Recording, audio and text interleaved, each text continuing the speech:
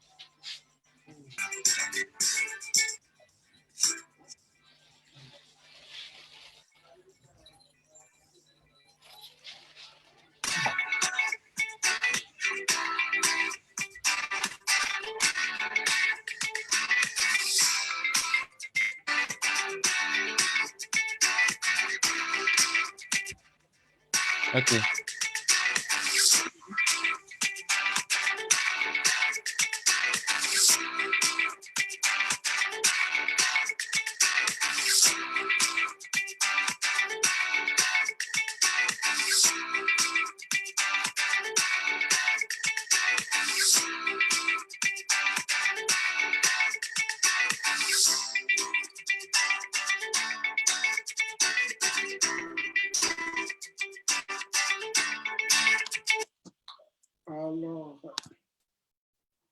déjà, nous avons notre invité qui est là. Naji, tu peux démuter ton micro. Et puis, voilà. Bonsoir, comment ça va? Ok, bonsoir. Tu vas bien?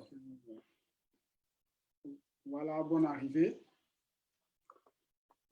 On est vraiment très, très heureux de te recevoir. Maintenant, hein, on prend la peine quand même de laisser certaines personnes se connecter, se joindre à nous. Et nous allons commencer dans 5 minutes exactement. Donc, question pour toi aussi déjà de pourquoi pas préparer ta présentation. Je tiens à rappeler que ça sera fait en 3 étapes. D'abord, la première étape, ça serait une étape théorique où tu prendras la peine quand même de poser quelques fondamentaux. Et après, il y aura une étape pratique en griffe, si tu voudras, pourquoi pas, recommander des outils pour permettre en fait d'être performant sur ta présentation, en fait, sur le secteur. Et à la fin, il y aura une série de questions-réponses pour les internautes. On va aussi diffuser sur Facebook. Donc, nous serons en live sur Facebook pour ceux qui ne pourront pas être dans la salle. Et ils pourront poser des questions et nous allons te faire remonter ces questions-là pour que tu puisses répondre à mesure. Donc, c'est 1 heure du temps maximum. Donc, tu es l'animateur de ta session. Voilà. Donc, tu animes comme bon te semble. Il y aura certainement des réponses, sinon des questions dans le chat pendant ton intervention. Ça sera l'occasion après de revenir là-dessus pour permettre justement de répondre à toutes les questions. Tu prendras la peine de te présenter tout de suite et puis on verra. Donc, exactement 4 minutes maintenant qu'on va démarrer. Je te laisse le temps de te poser. Moi aussi, je partage dans le réseau pour permettre aux personnes d'être avec nous tout à l'heure. Merci. Ok, pas de souci.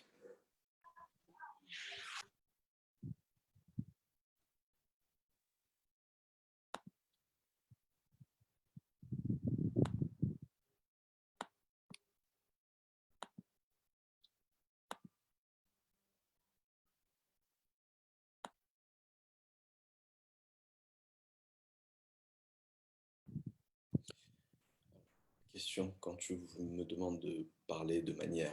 tu veux que je présente mon métier, c'est ça? Ce que je fais, qui je suis et comment je le fais? D'accord. Ouais, c'est ça. Ok, pas de souci. Très bien.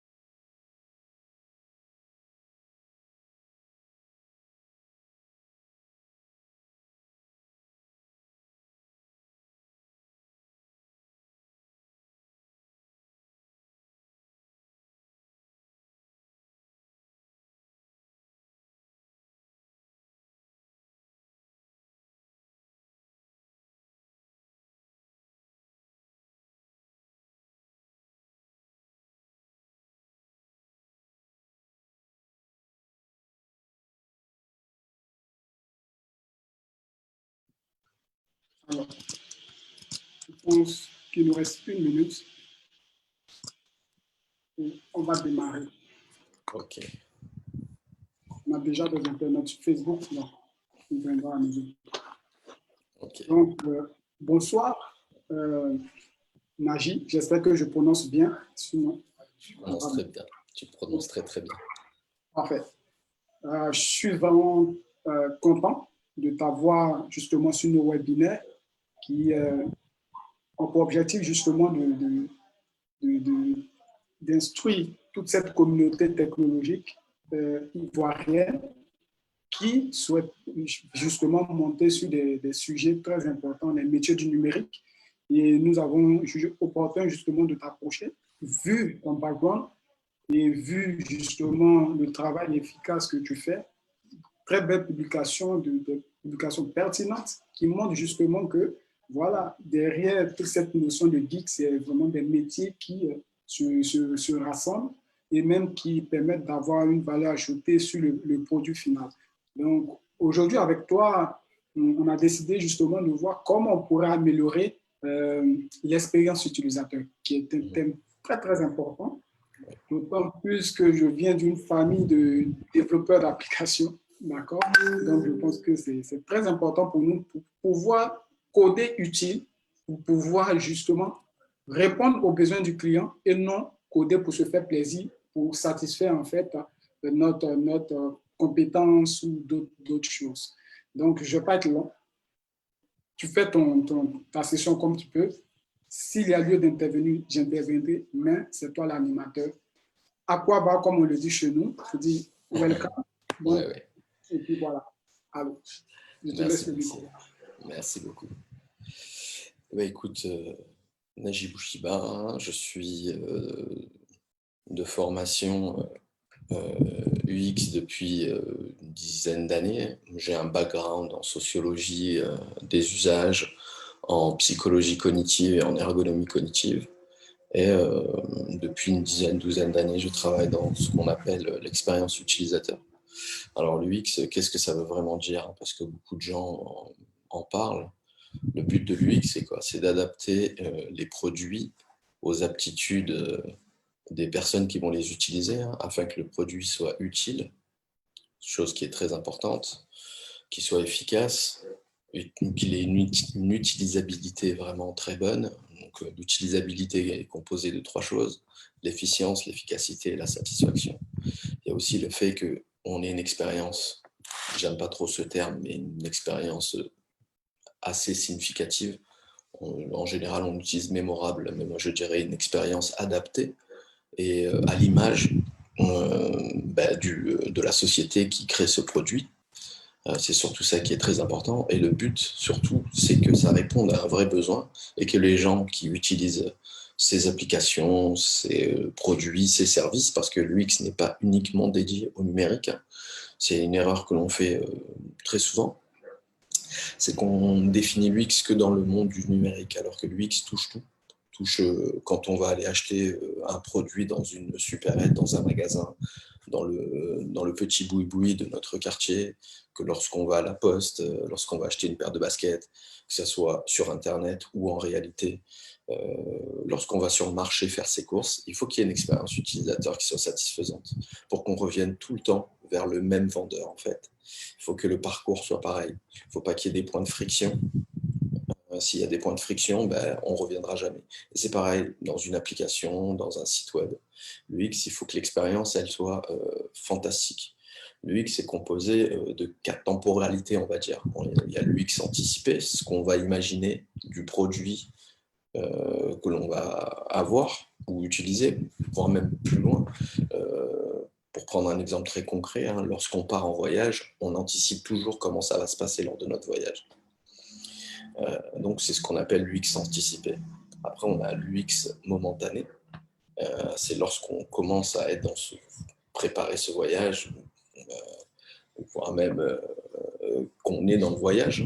Après, il y a l'UX cumulé, qui est tout ce qu'on a cumulé lors des différents voyages. Et il y a ce qu'on appelle l'UX a posteriori.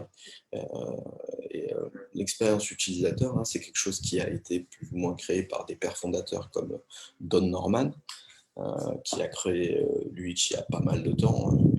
On va dire qu'il a un background de sciences cognitives comme moi. Lui a été recruté par Apple il y a plusieurs années et c'est de là qu'il a créé l'expérience utilisateur et la partie UX avec Nielsen à côté, qui lui aussi est une personne qui est dans la science cognitive. À quoi ça sert l'UX vraiment? Parce qu'on peut se dire quel est le but, quel est le besoin. Il est vrai que moi je suis souvent confronté à des projets où les gens ne connaissent pas ou pensent connaître. Mais finalement ne font pas vraiment de l'UX ou en font de manière sporadique, on va dire, de temps en temps. L'UX, en fait, on ne peut pas se dire aujourd'hui qu'on va en faire juste parce qu'on a besoin de mettre un petit ingrédient qui va rajouter du piment à notre produit. L'UX est clairement global. On va dire que pendant les années 2000, notamment en Europe ou en Occident, c'était quelque chose qui apportait un plus. Aujourd'hui, c'est obligatoire. Je pense qu'en Afrique, on n'a pas encore passé ce cap, même s'il y a de belles choses qui sont faites. En Afrique, il y a un énorme besoin d'expérience utilisateur du X dans beaucoup de choses, hein, dans notamment les applications qui sont faites ou les produits qui sont faits en Afrique, mais aussi dans la partie, on va dire, bureaucratique, tout ce qui est lié au fonctionnariat, c'est-à-dire à la poste, quand on va à la mairie, si on y va, etc. etc. Et l'UX, vraiment, ça permet vraiment à l'utilisateur, on peut le nommer utilisateur, collaborateur, client, on peut donner tous les noms qu'on veut, mais l'UX permet vraiment, du début jusqu'à la fin, de faire vivre à la personne un moment idéal où, à chaque fois qu'il fait une étape, lorsqu'il monte il est onboardé au départ, hein, c'est-à-dire qu'il arrive dans un endroit, ça se passe bien, puis après il commence à monter dans son aventure, et puis il arrive dans ce qu'on appelle le climax, c'est-à-dire la tension la plus maximale, et puis après il y a la descente qui est le tunnel, et puis le but c'est qu'il y ait une happy end, c'est-à-dire que lorsqu'on va retirer un passeport au consulat ou quoi que ce soit, ben, il faut que ça se passe bien. Et que du moment qu'on rentre dans le consulat, voire même en amont jusqu'à ce qu'on ait notre passeport, il faut que toutes les étapes soient bien faites, qu'il n'y ait pas de tension, que les joueurs soient contents, que tout se passe bien, qu'on ne perde pas de temps, qu'on ne nous envoie pas dans des endroits pour revenir après et perdre du temps. Et c'est pareil sur un site, c'est pareil sur une application. Depuis quelques années, on va dire 4 ans aujourd'hui, je passe mon temps à travailler sur des applications mobiles, parce que c'est vrai que c'est le thème du soir, hein, le mobile, mais bon, en général, c'est sur des applications mobiles ou pas du tout africaines, et ce que je remarque beaucoup, mais vraiment beaucoup, c'est qu'il y a un manque d'architecture de l'information. Il y a des belles choses qui sont faites, attention. Il y a des belles choses, il y a des gens qui prennent en compte, mais comme tu pouvais le dire tout à l'heure, Jean-Noël, c'est qu'on a encore une vision trop technocentrée. Et on a une vision, elle est trop technocentrée, et le but, en fait, aujourd'hui, c'est de... On a, chez nous, en Afrique, l'habitude de prendre l'avis des autres. Donc, déjà, on est UX à la base, en Afrique, parce que on a le système D, on est dans la débrouillardise, on est dans l'écoute des autres, on arrive à se... Mais, bizarrement, au niveau du monde numérique, on a calqué nos habitudes sur les Européens, sur les Occidentaux. Et aujourd'hui, ce que je regrette, même au niveau de l'UX, c'est qu'il y a une perte de l'identité africaine. Malgré le fait qu'on fasse des icônes, des trucs comme ça, je trouve que les applications que l'on crée ressemblent trop aux applications européennes, occidentales. Bon, on me dira que toutes les applications se ressemblent. C'est vrai sans être vrai. Quand on regarde les applications dans le monde asiatique, notamment en Chine et au Japon, on voit, ou à Singapour, ou à Taïwan, etc., on voit qu'il y a une manière de faire un avant-gardisme qui est que, bon, ils arrivent à mettre des nouveaux usages, des nouvelles manières de faire. Je pense qu'en Afrique, on a des valeurs, une histoire. On a une manière de faire qu'il ne faut pas que l'on dilue en voulant être trop occidentalisé. Ça ne veut pas dire qu'il ne faut pas garder la même vision ou la même pratique, mais qu'il faut introduire à l'intérieur nos propres valeurs, comme les valeurs de l'Ubuntu, par exemple. Les valeurs de l'Ubuntu, c'est quelque chose qui est foncièrement UX, en fait. Et je pense qu'il manque des applications qui sont comme ça. Je vois qu'il y a de plus en plus d'applications dans la fintech en Afrique. Et je trouve qu'elles ressemblent trop aux applications d'Orange, des applications occidentales, etc. Je pense qu'il y a un vrai travail des designers africains à mettre en place. Je ne viens pas en donneur de leçons, hein. Je viens juste dire mon avis à ce niveau-là. Et moi-même, hein, je suis en recherche, parce que je n'ai pas trouvé la solution, et je pense qu'on trouve la solution qu'avec plusieurs personnes, notamment des personnes qui sont sur le terrain, qui connaissent les vrais usages, qui savent quel est le vrai besoin des personnes. Et c'est pour ça que pour ma part, je me suis depuis 3-4 ans spécialisé dans tout ce qui est le Jugad ou la frugalité. C'est des innovations portées sur le terrain par des gens avec un coût minimaliste, c'est-à-dire que le moindre coût de ressources économiques. Quand je parle de ressources, ça peut être des ressources physiques, physiologiques ou humaines, et des ressources aussi, comment dire, numériques. Et le but, c'est de pouvoir faire plus avec moins. Et nous, en Afrique, on a l'habitude de faire ça. On sait faire ça. Et clairement, l'UX est un pendant de tout ça.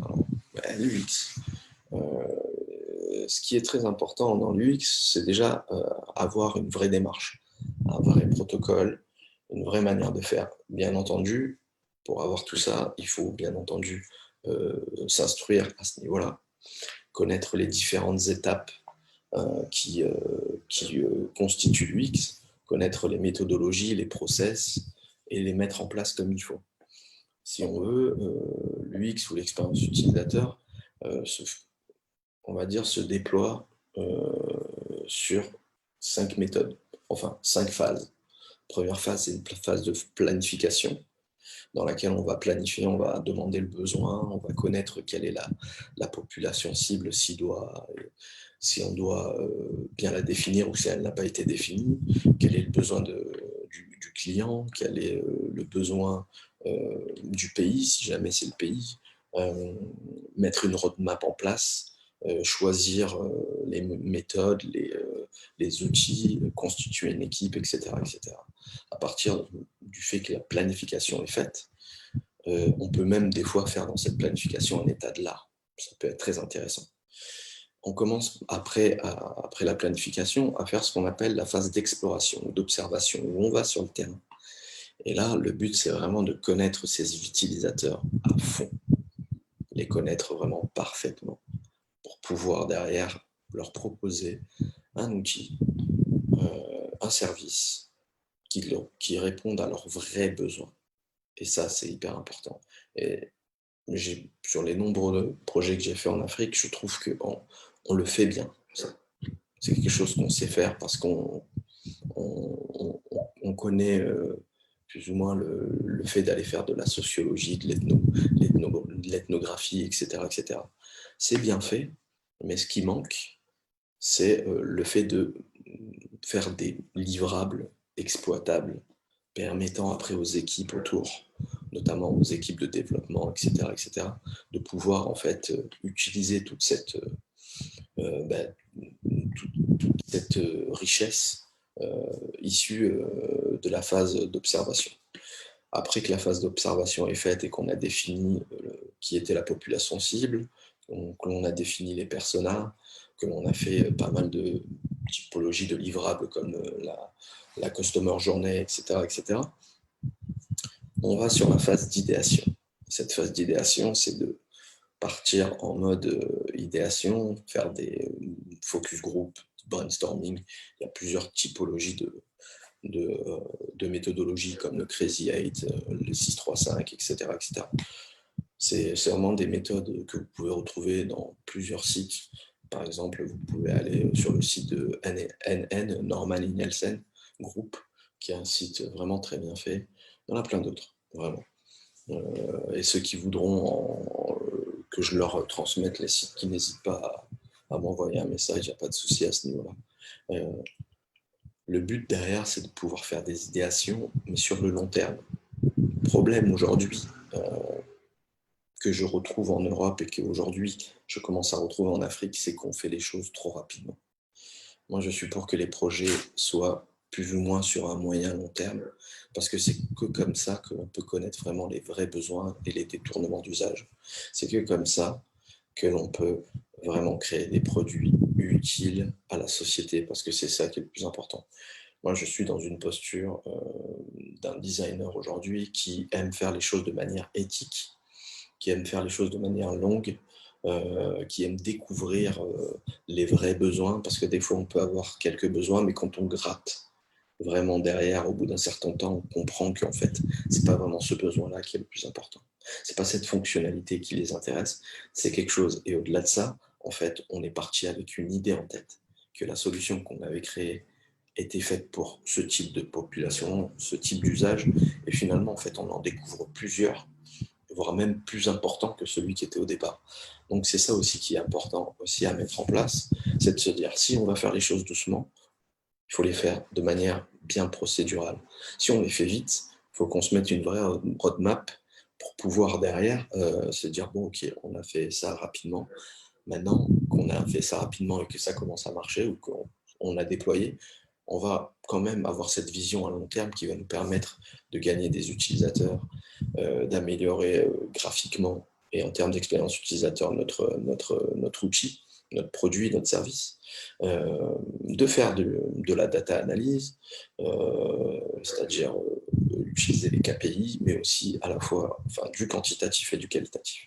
Donc quand la phase d'idéation, pour revenir dessus, on a généré plusieurs idées et que ces idées-là ont été validées par les utilisateurs, chose très importante, qui aujourd'hui est beaucoup bafouée en Occident, enfin beaucoup, qui est assez bafouée, c'est que comme on veut toujours aller plus vite, mais finalement l'utilisateur, on ne va pas le voir tout le temps, voire même très peu. Ou on va le voir, mais c'est très biaisé. Le but, c'est toujours d'avoir cet utilisateur, les utilisateurs en tête et très proches de nous, pour pouvoir en fait leur demander leur avis, tester avec eux, savoir si on va dans le bon sens ou pas du tout. Après, ce n'est pas les utilisateurs qui choisissent. Ça aussi, c'est quelque chose qu'il faut savoir. L'utilisateur est celui qui va utiliser le produit, mais ce n'est pas celui qui choisit ou qui va définir comment ça va se faire. Ça, c'est une posture. Il y a plusieurs postures dans l'UX. On peut partir d'une posture centrée utilisateur où en fait l'utilisateur sera toujours là. On peut partir dans une posture où en fait on va faire du lean UX. On a une idée, on se dit elle est bonne, on va la mettre en place, on la déploie et après on teste et on améliore. Mais il y a toujours l'utilisateur qui est là. Donc après cette phase d'idéation où on a généré des idées, on va commencer à concevoir ces idées-là. Et ça, c'est la phase de conception où on va utiliser différents outils dont on pourra parler tout à l'heure. Et par exemple, pour faire des outils de maquettage, moi j'utilise très souvent Axure. C'est un outil qui pour moi est très complet et qui permet vraiment de mettre en place, on va dire, des mécanismes très proches de l'application réelle. Et d'un point de vue modèle mental, parce que c'est surtout ça le plus important, c'est très intéressant. Alors, moi je fais pas de enfin, il y a l'UX, il y a l'ergonomie, mais c'est deux choses qui peuvent être soit confondues, soit mettre les unes à côté de l'autre. Moi, en général, je trouve que ça va de pair. L'ergonomie cognitive est quelque chose de très important parce qu'on s'attache à répondre aux aptitudes cognitives des personnes liées à la mémoire, aux représentations, à l'apprentissage. Donc, quand on parle de mémoire, c'est la mémorisation. Après, voilà, quand on parle de cognitive, en fait, c'est toutes nos aptitudes physiologiques et cognitives nous permettent de faire des choses. La vue nous permet de voir un écran, l'odorat nous permet de sentir, etc., etc. Et le but, voilà, c'est de pouvoir créer des applications, des outils qui soient de manière architecturalement bien faits pour que l'utilisateur ne perde pas de temps, que les boutons ne soient pas à droite ou à gauche, qu'ils ne soient pas mal faits, mal positionnés, qu'il ne faut pas que la personne clique au moins 4 fois avant d'avoir ce qu'elle voulait au départ. Et c'est des choses que je retrouve récurremment encore aujourd'hui dans beaucoup trop de projets en Afrique. C'est la première chose que je regarde en fait. Clairement, quand j'arrive sur un projet, c'est un audit que je réalise. Et quand je fais cet audit-là, c'est assez rigolo, entre guillemets, mais ce que j'aime beaucoup en fait avec les équipes avec lesquelles je travaille, c'est qu'ils sont à l'écoute et qu'ils apprennent très vite sur le continent africain. C'est ça que j'adore, c'est qu'il y a toujours une posture d'ouverture, un apprentissage et une envie d'apprendre et une capacité à apprendre très vite. Et ça, c'est vraiment formidable. Et les gens apprennent vite. Il y a de plus en plus de personnes qui font de l'UX et de la UI, voire même ils disent UX, UI, c'est assez intéressant. Mais je pense qu'on ne peut pas vraiment être les deux. C'est soit on est très fort en UX et on est moyennement fort, ou un peu fort en UI, ou inversement. Sincèrement, il y a toujours une appétence. Et moi, je préfère toujours avoir une personne dédiée à l'UX et une autre personne dédiée à la UI ensemble, parce que pour ma part, mais ça après, ça dépend de l'équipe, de la taille de l'entreprise, mais pour ma part, je préfère toujours avoir deux cerveaux, deux personnes avec deux visions différentes pour qu'ils mutualisent leur vision. Seul, on va très vite, à plusieurs, on va plus loin, et c'est quelque chose de très important. Là, pour moi, c'est vraiment un conseil que je me suis appliqué quand on me l'a donné et que je préconise à beaucoup de gens. Je dis, c'est sûr que ça peut vous coûter un peu plus d'argent, mais en termes de retour sur investissement, c'est juste énorme. Et avoir une vision de plusieurs personnes, c'est pas en fait des visions qui sont opposées, mais mutualisées pour aller encore plus loin. Donc on était sur la phase de conception. Dès qu'on a réalisé toutes ces maquettes-là, on va les tester, mais les maquettes, on peut les commencer déjà en faisant du sketching. Moi, je fais beaucoup de tests avec le papier, en fait. Je dessine des choses, soit je les envoie, ou soit je les partage avec des utilisateurs très proches, et je fais les premiers tests. Des fois, je me fais même avec 5, 6, 10 papiers, je me fais des petits collages, des copiés, je dessine, je fais des boutons, j'enlève, je teste.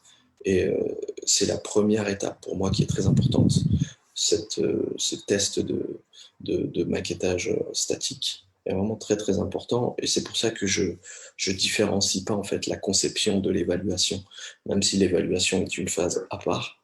Je ne différencie pas en fait, voire même l'idéation, la conception et l'évaluation, c'est des choses qui vont ensemble.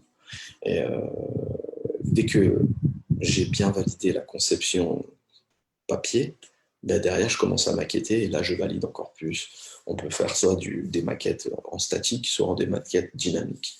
Moi, j'aime beaucoup faire des maquettes dynamiques parce que c'est là où on voit la force du travail qu'on a pu mettre en place, si ça répond ou pas du tout aux besoins. Et ça étonne toujours les gens, en fait, quand on fait des maquettes dynamiques. Et le but, c'est aussi de regarder si on a bien travaillé et qu'on a bien analysé, décortiqué la tâche, le modèle mental des utilisateurs, et qu'on l'a bien reproduit sur notre maquette afin de faciliter le travail des gens, parce que c'est ça le but en fait, quelle que soit la finalité de l'application. Hein. Si c'est une application métier, donc le but c'est de travailler sur l'optimisation, hein, optimiser les choses pour que derrière il y a une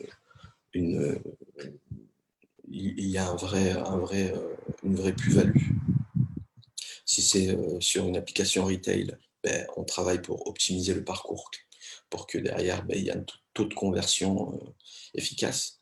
Parce qu'il y a beaucoup de gens qui, quand ils vont sur un site retail, quel que soit le site, hein, mais j'en ai vu pas mal en Afrique, le problème c'est qu'on perd souvent le client sur le parcours.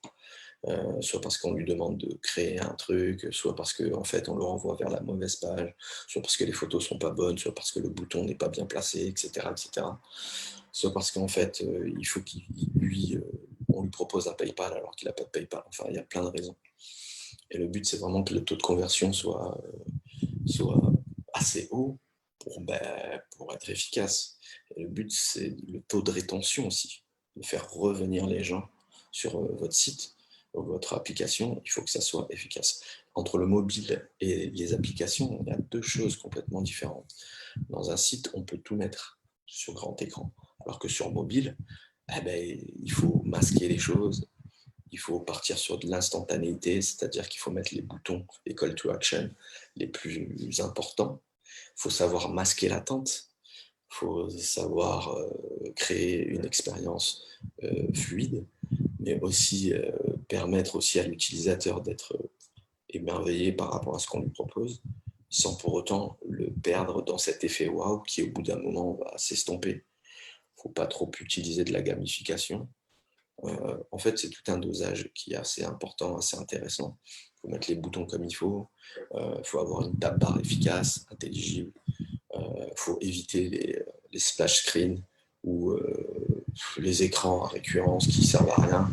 Enfin, il y a pas mal de choses qu'il faut mettre en place et c'est vrai que toutes ces bonnes pratiques, en général, j'essaie de faire ce qu'on appelle une charte ergonomique pour que derrière les développeurs puissent s'appuyer sur ça et le reproduire sur d'autres projets. Alors, chose aussi que j'ai très rarement trouvé actuellement en Afrique, c'est le fait de faire du design système ou du design systémique. C'est des choses qui arrivent au fur et à mesure. Mais je pense qu'on peut faire, enfin, il y a tellement de beaux projets sur lesquels c'est possible de le faire. Mais c'est peut-être que je n'ai pas assez exploré, hein. Je parle juste de ce que j'ai pu voir, mais il y a tellement de gens qui travaillent sur tout ce continent qu'il doit y en avoir qui doivent le faire. Après, je parle plus de la partie francophone en Afrique que la partie anglophone. Même si je travaille un peu avec cette partie-là, je trouve que la partie francophone a un peu de retard sur la partie anglophone, sur pas mal de choses. Mais j'ai bon espoir que ce rattrapage arrive. Et donc, quand la partie évaluation est faite, parce qu'on évalue plusieurs choses, on évalue, bien entendu, de manière, si ce qu'on a mis en place, notre plan de maquette est intelligible, on peut faire soit de l'A/B testing, on peut faire des tests utilisateurs, on peut faire des tests en profondeur pour regarder si le parcours client est bon, le flow de notre application, l'arborescence de notre site web est bon, ou on peut faire des tests transversaux pour regarder si l'architecture d'une page est bien faite, si les gabarits qu'on a choisis sont bien faits, si les boutons sont bien placés, ou si les fonctionnalités qu'on a mis en place sont les bonnes, ou si on veut tester de nouvelles fonctionnalités. Et on peut partir sur du guérilla testing, test de 5-10 minutes. On peut évaluer aussi, et ça c'est un surplus, j'en parlerai rapidement, je vais même en parler tout de suite rapidement. Moi, c'est ce que je fais parce que j'évalue énormément les émotions, en plus d'évaluer ce que font la tâche que réalise la personne. Parce que, il est clair et net que quand on va sur un site, il faut capter l'émotion qu'on veut donner à l'utilisateur. Quand on va sur un site retail, c'est parce qu'on veut acheter quelque chose. Et quand on veut acheter quelque chose, il faut que le produit qu'on nous propose ait une résonance sur nous. Et il faut aussi que le site ait cette émotion-là. Donc, il y a les couleurs, bien entendu. Il y a ce qu'on appelle la UI, la partie user interface, le design d'interaction, les micro-interactions qui sont hyper importantes et qui vont permettre à l'utilisateur de se dire ah, super, c'est génial. En plus, si le site est bien fait, ça rend encore plus, ça professionnalise encore plus la marque. Les gens se disent ah oui, quand même, leur site ou leur appli, elle est vraiment bonne. Ok, c'est des nouveaux, mais ça a l'air pas mal. Après, voilà, il y a aussi une chose qu'il faut prendre en compte. Bon, c'est sûr qu'en Afrique, on a encore quelques problématiques, même s'il y a pas mal de boîtes qui font de la livraison. Mais si on veut contrecarrer les plans de Amazon ou d'autres grands GAFAM comme cela, il faut que l'expérience soit la bonne, notamment dans le retail. Il faut que l'expérience vécue sur notre application mobile ou ordinateur soit la même lorsque la personne a acheté son produit et qu'on lui dit qu'elle va être livrée dans une semaine. Il ne faut pas qu'elle soit livrée dans 25 jours ou dans 40 jours. Et c'est des choses qui arrivent. Et c'est pareil pour le service après-vente, pardon. C'est pareil pour en fait tout ce qui touche à la société. Il faut que de manière sur 360 degrés, de tous les outils, de tout ce que propose la société, tous les produits, il faut que l'expérience soit identique. S'il y a une expérience qui est plus forte que les autres, elle va, comment dire, elle va faire que les gens vont se dire, bon, bah, ça c'est super, le site il est bien. Mais après, derrière, quand tu as besoin d'un service après-vente ou quand tu veux te faire livrer, ça met trop de temps. Et donc, ça va décourager les gens. Sachant on va 8 fois plus parler de quelque chose, d'une expérience mauvaise qu'une bonne expérience. On le fait tous, hein. On va tous plus parler des choses qui ne nous plaisent pas que des choses qui nous plaisent. Et encore plus chez nous, sur le continent. Je pense qu'on aime bien se mettre des bâtons dans les roues des fois. Donc voilà. Et sur la phase d'évaluation, oui, on peut évaluer plein de choses. Il y a plein de méthodes. Il y a les courbes d'évaluation UX qui sont assez intéressantes. Si jamais ça fait 4 ans que vous avez votre produit, vous pouvez évaluer la courbe d'évaluation que l'individu a depuis 4 ans, c'est-à-dire comment il pensait, enfin, comment il réagissait il y a 4 ans et il y a 2 ans et maintenant. Est-ce que l'application est attractive, est-ce qu'elle est utilisable, est-ce qu'elle est intéressante, est-ce que la marque représente un poids. Enfin, il y a pas mal de variables qui sont intéressantes. Et on peut faire pas mal de typologies d'évaluation. Et après, dès qu'on a fini cette on va dire, 4e phase, il y a ce qui est le plus important, et je pense qu'il est aujourd'hui encore un peu oublié, même en Occident, c'est le retour sur investissement en fait. Le problème, c'est que dès qu'on sort une application, un site mobile, un produit, un service, ça marche, c'est bon, ça y est. Et derrière, on va juste un peu améliorer, comment dire, on va améliorer le design, mais on ne va pas améliorer l'expérience utilisateur, on ne va pas aller voir les utilisateurs qui, 2 ans après, bon, on a créé une appli, ça a permis de créer un usage, les gens sont habitués. On ne va pas voir les détournements d'usage, quelque chose qui va faire que on va se dire, ah ouais, cette appli-là, tous les ans, ils nous sortent une nouvelle fonctionnalité, cette fonctionnalité, elle est géniale. Et en fait, le retour sur investissement est vraiment lié à ça. C'est de faire vraiment de la data analyse, retourner voir les utilisateurs, voir vos early adopters, parce que ça, c'est des gens qui sont hyper importants. C'est eux, en général, qui quittent les applis parce que, au bout de 2 ou 3 ans, parce qu'ils se disent, bon, c'est bon, ça ne m'intéresse plus, ça ne me parle plus, en fait. Et le but, c'est que l'appli ou le service ou le produit parle à tous les utilisateurs, jeunes, vieux, experts, intermédiaires, novices, avant-gardistes, technophiles, pas du tout technophiles, tout ce qu'on veut, quoi. Et ça, c'est un vrai travail à faire. Donc voilà un peu comment, en général, je mets en place l'UX, moi, de mon côté. En tout cas, bravo. C'est un brillant exposé qui nous permet de recueillir déjà assez de questions. Plein de questions inbox. On n'a pas pu avoir accès. Après 15 minutes, on verrouille déjà la salle. Donc, il y a des questions qui me sont parvenues. Et moi, j'ouvre déjà le bal. Je ne sais pas si tu souhaiterais d'abord parler de certains outils que tu pourrais recommander. Sinon, on peut faire une série de questions-réponses et dans les échanges, tu pourras aussi donner les outils. C'est toi qui vois. On peut faire une série de questions-réponses et dans les échanges, je donnerai les outils sans problème. Je pense que c'est plus intéressant d'avoir les échanges parce qu'il va y avoir certainement des questions sur les outils et donc ce sera plus intelligible. Parfait. Du coup, moi, j'ai une première question. Comme j'ai l'habitude de faire, j'ouvre le bal. Une question qui m'a qui a vraiment attiré mon attention.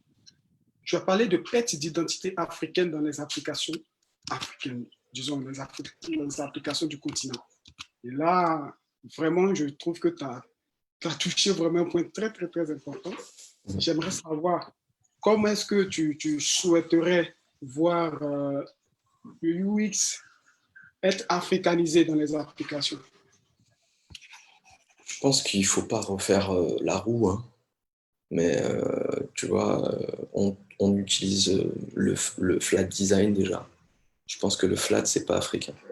Nous, on est plutôt du schéomorphisme ou du néo-schéomorphisme. Je pense qu'on a besoin en termes de design de choses qui représentent, par exemple, un banc, un baobab, ou enfin, je prends un exemple comme ça, mais pour moi, ça, en termes de design, le néo-skeuomorphisme ou le skeuomorphisme représente pour moi tout ce qui est hiéroglyphe, langage africain, même si c'est des langages parlés ou écriture ou un truc comme ça, je pense que c'est ça. Il faut qu'on ait des applications qui soient aussi fortes que les langages que l'on utilise, que ça soit en Afrique du Nord, en Afrique centrale, en Afrique de l'Ouest, de l'Est subsaharienne, en Afrique du Sud.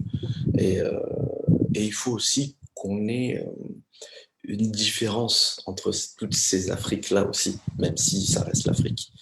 Je ne m'attends pas à voir... Enfin, aujourd'hui, ce qui m'agace, c'est que quand je regarde une appli, n'importe laquelle, au Maroc, en Tunisie ou en Algérie, ben, je pense que je vais retrouver la même au Sénégal, au Congo, au Nigeria, au Kenya. Il va y avoir des trucs intéressants, mais il n'y a pas cette identité de chaque pays, cette identité de chaque zone, et cette identité africaine. Et je pense que c'est surtout ça qu'il faut mettre en avant, au-delà de la langue, hein, parce que certes en Afrique du Nord on utilise l'arabe, on pourrait utiliser le peul, le mandingue, le bantou, etc., etc. Mais c'est pas qu'une question de langue, c'est aussi une question de, de, de design, d'histoire, de valeurs, d'outils, euh, de grands designers, de grands d'artisanat. Et c'est ce qu'il faut retrouver dans nos applications en fait aujourd'hui. Ok, ok. Je pense qu'il y a quelqu'un qui demandait Je t'entends pas. de ne pas prendre la vie des utilisateurs. Je t'entends plus, Jean-Noël. Allô? Allô? Oui, je t'entends là. Là, c'est super. Parfait. Du coup, il y a un internaute qui demande comment est-ce qu'on pourrait justement prendre la vie des utilisateurs, vu que ce n'est pas eux qui, comme tu l'as dit, qui choisissent finalement, mais qui nous accompagnent en fait dans cette démarche-là pour pouvoir faire sortir le produit qui correspondrait le mieux à leurs besoins. Donc, comment est-ce qu'on procède pour finalement capter vraiment le besoin qui est recherché par le client? Encore une fois, on ne refait pas la roue, hein. On va prendre des méthodes qui existent en sociologie ou en ethnologie. Le but, c'est d'observer les gens. On oublie que c'est une chose très importante. Aujourd'hui, on ne les observe plus. On va faire un entretien, mais on ne parle pas vraiment avec eux. Le but, c'est de passer du temps avec ces gens. Quand tu vas travailler sur une application qui va travailler sur, les, sur la partie agri-tech, il faut que tu ailles sur les terrains, voir comment les personnes travaillent leur terre, quel est leur vrai besoin, quelle est leur peur, quelle est leur crainte, quelle est leur force, quelle est l'histoire de leur terre, quels sont les côtés positifs, les côtés négatifs, quelles sont carrément les choses qu'ils maîtrisent. Et en gros, vraiment vivre avec eux, les connaître le plus possible. Et ça, il n'y a pas 15 milliards de techniques, hein. C'est passer du temps avec eux, les observer le matin, en fait, les observer tout le temps, pas que uniquement dans les champs. Observer comment ils s'organisent, quel est le travail qu'ils font. Ils ont tous des routines, bien comprendre ces routines-là.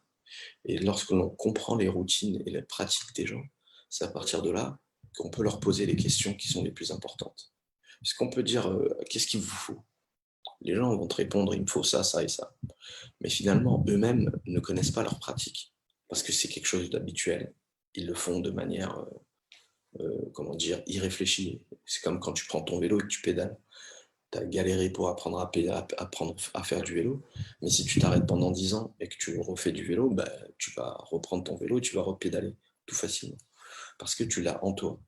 Le but, c'est voilà, c'est d'observer les gens, vraiment de comprendre les tâches qu'ils effectuent, leur modèle mental, comprendre leurs pratiques, leurs coutumes, leurs us, voir où il y a éventuellement des problèmes, des points de friction. Et à partir de là, tu as plusieurs méthodes. Bien entendu, tu as la méthode de l'entretien, du questionnaire, de l'observation, mais pour pouvoir vraiment, on va dire, processiser et mettre ça dans un livrable, la customer journée est vraiment quelque chose de bien. Parce que tu peux dire sur une journée, je vais reproduire ce que fait un agriculteur toute la journée. Le matin, il se réveille à 7 heures du matin, à 5 heures du matin, pardon, il va donner à boire à ses moutons, il va les faire promener, paf, il va mettre deux ou trois trucs là, et hop, là, il y a un problème parce qu'il n'a pas ce qu'il lui faut pour savoir où sont les outils qu'il a mis la veille. Ça, c'est un premier souci. Donc, tu te dis, comment je pourrais régler ça? Ah ben, éventuellement, est-ce qu'on fait quelque chose de numérique ou est-ce qu'on fait quelque chose de physique? Là, c'est quelque chose d'important. Après, deuxième truc, le gars se déplace pour aller dans son champ qui est peut-être à 10 km. Il peut être à 2 mètres comme il peut être à 10 km. Quels sont les besoins d'une personne qui a son champ à 2 mètres et celui qui en a à 10? Peut-être les déplacements, mais lui, il va à pied. Ok. Est-ce que c'est pas peut-être plus intelligible d'envoyer un drone? Enfin voilà, tu vois. Et à chaque fois, à chaque temporalité de la journée, chaque fois que la personne se déplace, qu'elle revient, qu'elle mange, etc., ben, il faut comprendre dans quel état il est, quelles sont ses coutumes, ses pratiques, son monde mental, quelles sont ses pensées, quelles sont ses actions, quels sont ses besoins. Et à partir de là, tu vas commencer à faire un tableau et te dire, ah ben, moi je pense que, et en plus avec l'expérience que tu as acquise avec d'autres projets, tu vas te dire, ah ben, je vais proposer ça et je vais tester. Je vais proposer ça à ce moment-là et je vais tester. Peut-être que l'application mobile, elle peut être intéressante. Si la personne ne peut pas partir de chez elle, elle envoie un drone et le drone filme les champs et on peut voir les trucs. Il y a plein d'idées qui peuvent venir, mais est-ce que c'est intelligible? Est-ce que c'est pas plutôt intéressant de mettre plutôt une caméra qu'un drone qui part et qui coûterait plus cher? Enfin voilà, il y a plein de choses qui peuvent être très intéressantes et le but c'est vraiment, et pour répondre à cette question, c'est de observer, comprendre l'autre, comprendre les autres, parce qu'il ne faut pas voir qu'une seule personne, il faut en voir au moins une dizaine, une quinzaine, comprendre comment ils s'organisent, quels sont leurs vrais besoins, parce que souvent c'était des besoins cachés, quels sont les usages qu'ils font, quels sont les détournements d'usage, quels sont les outils qu'ils utilisent, et de manière pas académique, entre guillemets, ils utilisent une faux pour faire un autre truc. Mais pourquoi ils utilisent ça? Et c'est à partir de là que tu vas pouvoir améliorer, en fait, et proposer des choses intelligentes, et intelligibles surtout. Enfin, intelligentes, non, intelligibles. OK. Du coup, il y a aussi une question qui nous remonte de la page Facebook qui demande quels sont finalement les outils de maquettage utiles pour les devs, puisqu'on a parlé aussi de maquettage en termes de conception à la troisième étape, si je ne me trompe pas. Il y en a plusieurs, tu en as plusieurs. Alors, je pense que ce qui est assez intéressant pour les devs, c'est InVisio qui est assez intéressant. OK. Pour moi, c'est quelque chose qui peut être pas mal. Tu as Sketch, qui est bien. Tu as Adobe XD. Mais le problème de tous ces outils-là, bon, déjà, moi, ce qui m'agace, c'est que souvent, c'est utilisé avec de la couleur. Et dès qu'on met de la couleur, en fait, les gens ne regardent plus le fond, mais la forme. C'est pour ça que les trois quarts des maquettes, voire même toutes les maquettes que je produis, moi, c'est des maquettes fil de fer, noir et blanc, avec du gris de différentes couleurs, mais vraiment pour travailler sur la forme et sur les mécaniques que j'ai pu mettre en place. Moi, tu as Balsamiq, qui est un outil qui ne coûte pas très cher et qui est très utilisé par les devs. J'apprécie d'ailleurs parce que pour faire leurs spécifications fonctionnelles, ils utilisent ça. Et moi, j'utilise Axure la plupart du temps. C'est un outil pour moi qui est très puissant, qui permet de faire pas mal de choses en manière dynamique. Pour ma part, j'en ai pas trouvé de mieux. Après, il y a Prototype.io qui est pas mal aussi, t'en as plein d'autres.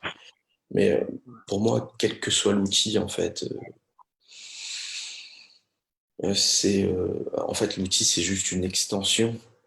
Le meilleur des outils pour moi, c'est le papier, le stylo, quoi. C'est ça.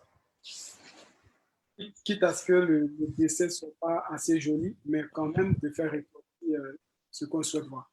C'est ça. Il y a des règles, notamment dans le sketch. Dans le sketching, il y a des règles. Il faut que tu utilises différentes typologies de stylos. À mettre avec le rouge, tu vas expliquer quels sont les navigations que tu vas mettre en place. Avec le bleu, tu vas expliquer comment les boutons vont réagir, sur quelle page ça t'envoie, etc., etc. Et après, derrière, tu utilises différentes teintes de noir pour pouvoir bien reproduire les éléments les plus importants. Après, si tu n'as pas tout ça, c'est pas grave. Le but, c'est vraiment de pouvoir noter la navigation, ce que tu veux faire, pourquoi ce bouton il est placé là, etc., etc. Si c'est du swipe, si c'est du scroll, si c'est du double tap, etc., etc. C'est ça qui est super important, en fait. Je vois. Ok, moi, il y a encore une autre question qui remonte là. Il y a un internaute du nom de Canel Ulrich qui demande quelle est finalement l'importance du parcours client dans la notion de UX. Et Et ça, sans, c'est une réelle question parce que dans ton discours, j'ai pu entendre comment est-ce que le client finalement allait rencontrer le produit. Et cette démarche était vraiment au centre à défaut de répondre, hein, donc je te laisse quand même donner ton appréciation sur la question. le parcours client, L'importance du parcours ok, dans les notions de UX.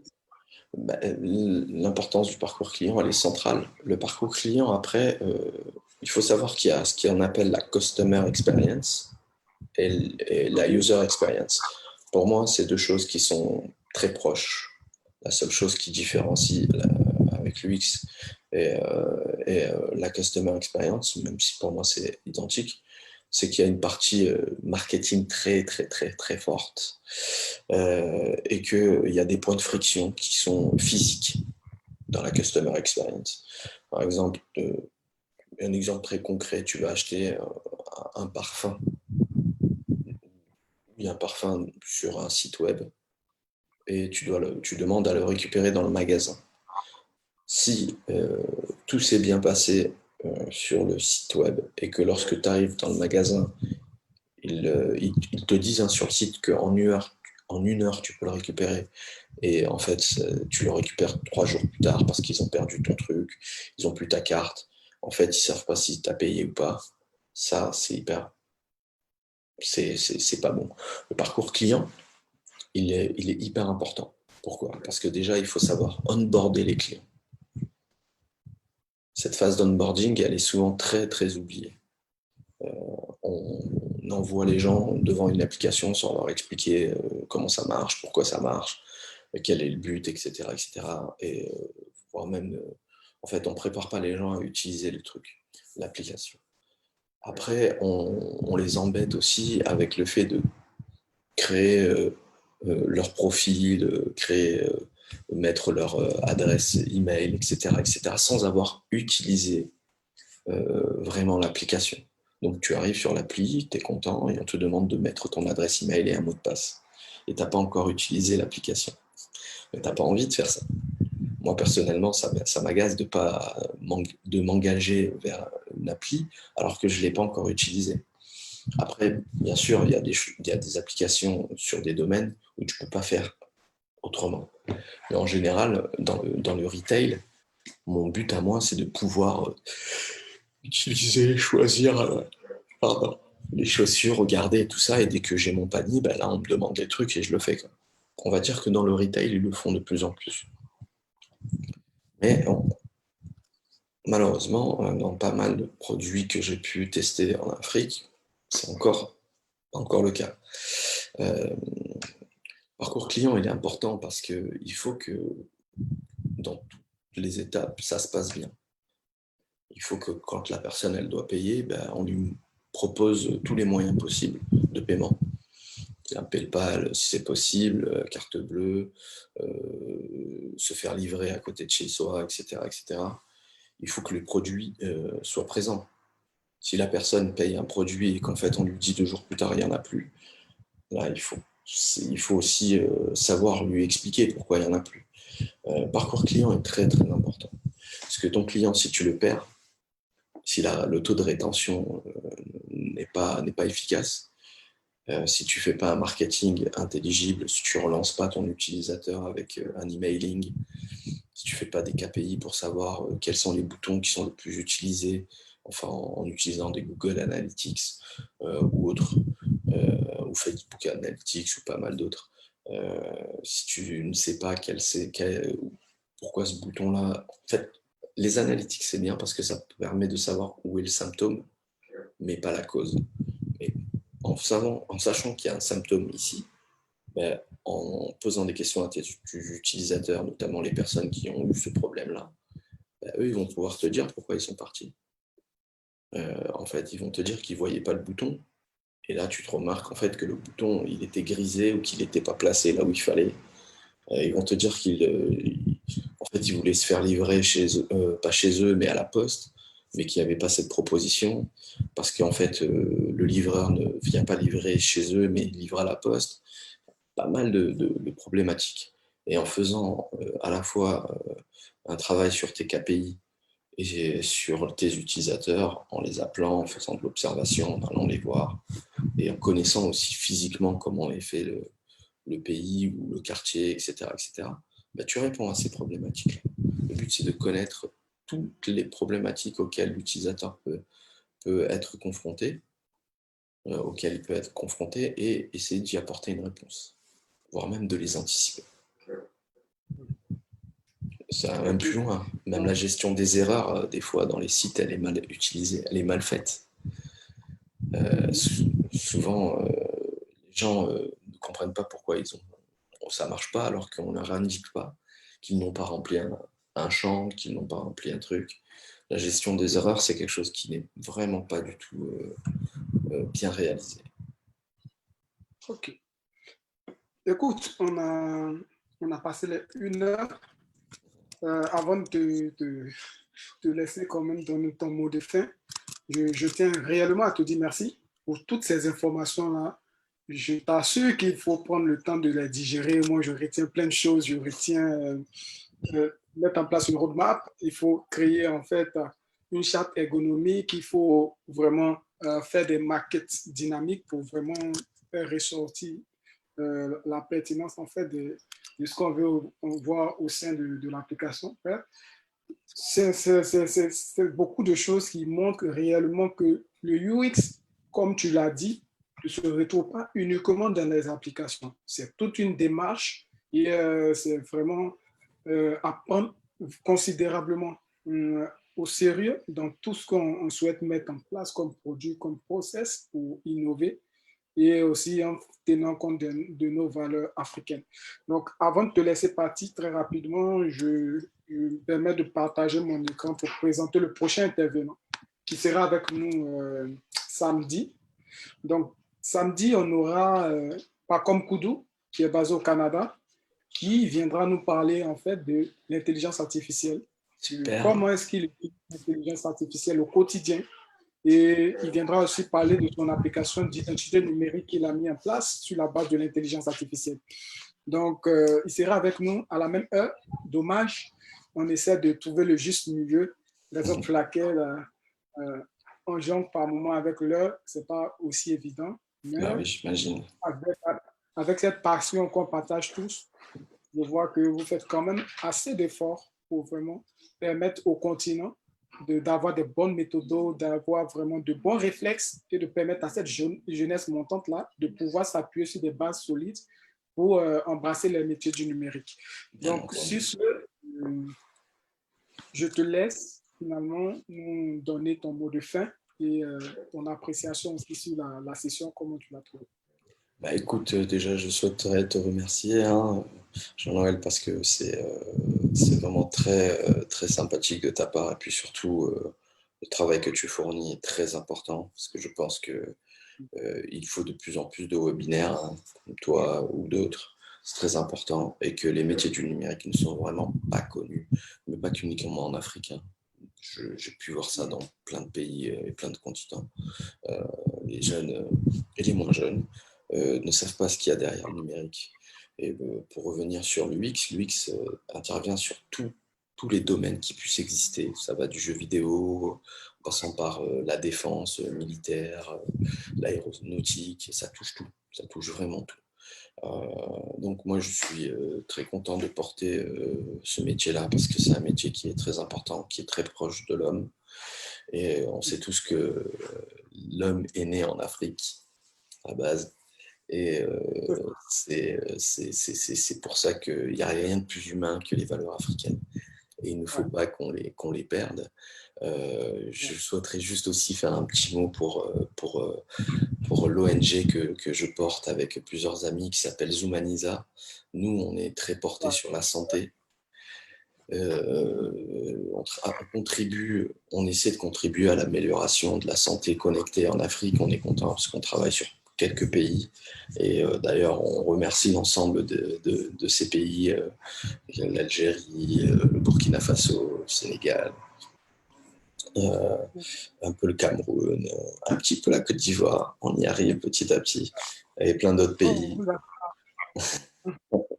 Mais au-delà de ça, je suis fier aussi de dire que la communauté UX vraiment grossit francophone, hein, parce qu'anglophone, je sais qu'elle était existante, mais en francophone, elle grossit bien, qu'il y a des sociétés qui font des belles choses.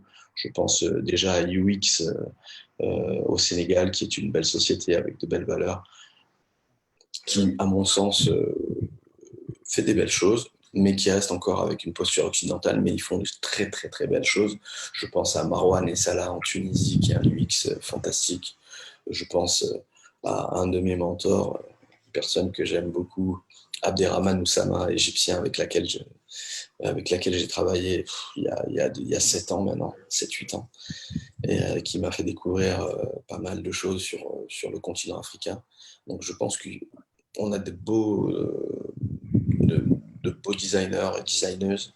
C'est un métier qui est central et qui doit l'être encore plus. Et c'est fondamental.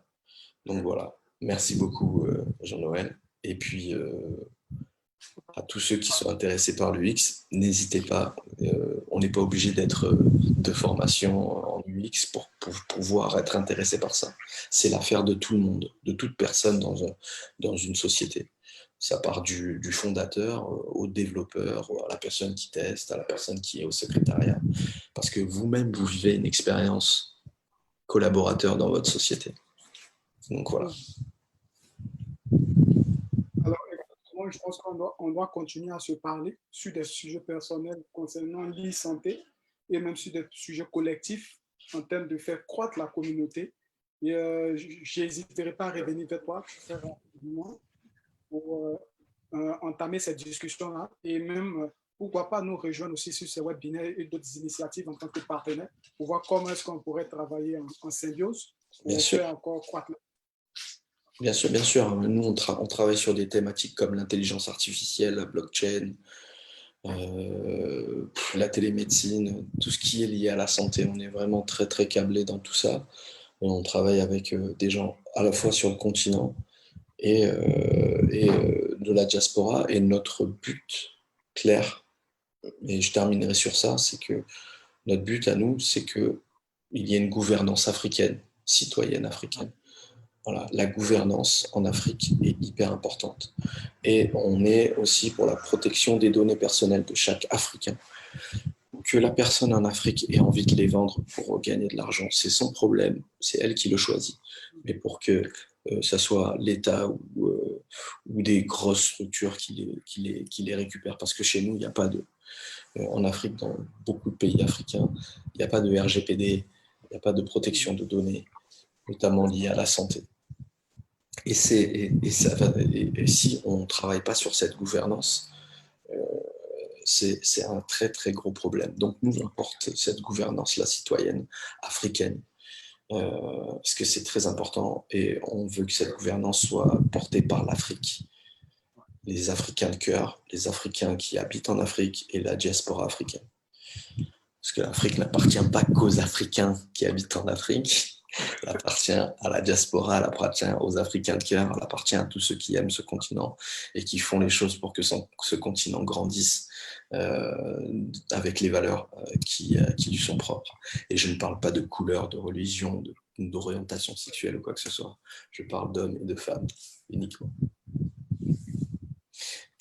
Voilà. Vraiment, merci, merci, merci, merci, merci, merci. Et on te dit bonne soirée à toi. Bonne soirée. Merci, merci aux internautes. Et bonsoir chez vous.